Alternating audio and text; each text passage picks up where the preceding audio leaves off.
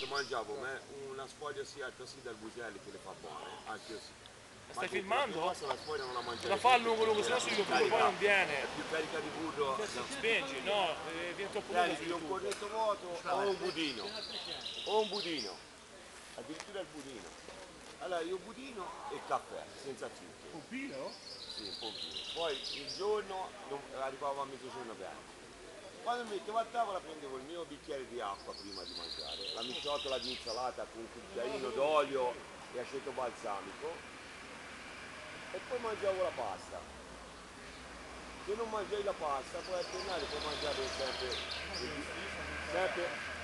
il bicchiere di pasta, sempre il bicchiere di acqua, sempre la solita insalata o verdura cotta, al posto di insalata e due toste. Oppure L'insalata no, ti riempie, poi ti attacca all'intestino e ti fa passare meglio la roba e ti fa o se no puoi prendere tre fette di salame toscano con 120 grammi di pane senza la pasta. No,